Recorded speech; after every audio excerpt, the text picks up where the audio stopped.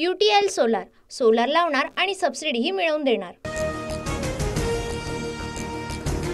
बीड परभणीच्या घटना गंभीर, कुणीही तिथे पर्यटन करू नये, मुख्यमंत्री फडणवीसांचं आवाहन।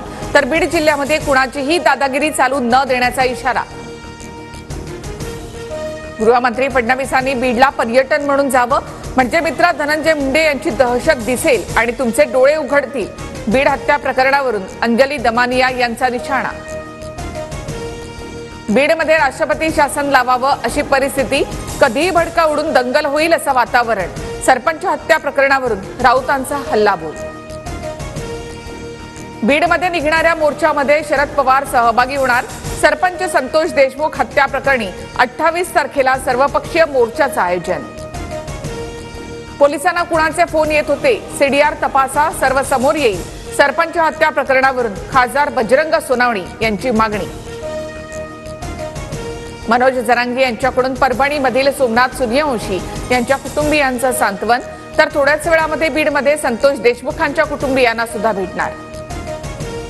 बीडमध्ये कैलास फडवर गुन्हा दाखल, हवेत गोळीबार करतानाचा फडचा व्हायरल व्हिडिओ। अंजली दमानिया यांच्याकडून ट्विट, कैलास फड वाल्मिक कराडच्या गँगमधील असल्याचा दमानिया यांचा आरोप। कल्याणमधील अल्पवयीन मुलीवर अत्याचार करून हत्या करणाऱ्या दोन्ही आरोपींना पोलीस कोठडी। अपहरणानंतर भिवंडीमधील बाबगाव परिसरामध्ये आढळला मृतदेह। मुख्यमंत्री देवेंद्र फडणवीस गडचिरोली जिल्ह्याच्या पालकमंत्री पदासाठी इच्छुक, मात्र बावनकुळे, अजित पवार, शिंदे चर्चा करून निर्णय घेतील, तो निर्णय मान्य असेल, फडणवीसांची प्रतिक्रिया। मला मंत्रिपद मिळू नये म्हणून अनेकांनी प्रयत्न केले, त्यांची कीव येते, पण मी मंत्र्यांपेक्षाही वरच्या पदावर जाईन, मंत्रिमंडळातून डावलल्यानंतर दीपक केसरकर यांचं भाष्य।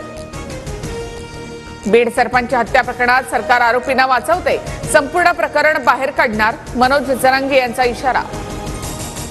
सत्ता कधीही माझ्या डोक्यात जाणार नाही, महाराष्ट्राला विश्वास देतो, मुख्यमंत्री देवेंद्र फडणवीसांचा महाराष्ट्राला शब्द। मुंबईकरांचं पाणी महागड्याची चिन्ह, पाणीपट्टी वाढीचा प्रस्ताव आयुक्तांकडे सादर। पाणी पुरवठा खर्चामध्ये वाढ होत असल्यामुळे आर्थिक गणितं जुळवण्यासाठी हालचाली।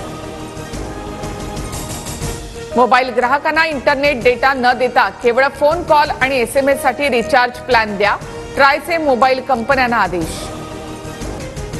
उद्यापासून बॉर्डर गावस्कर ट्रॉफीची चौथी कसोटी, WTC मधील वर्चस्व राखण्याचं टीम इंडिया आणि कांगारू यांच्यासमोर आव्हान।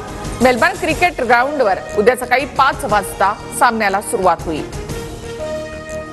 UTL सोलार, सोलार लावणार आणि सबसिडीही मिळवून देणार।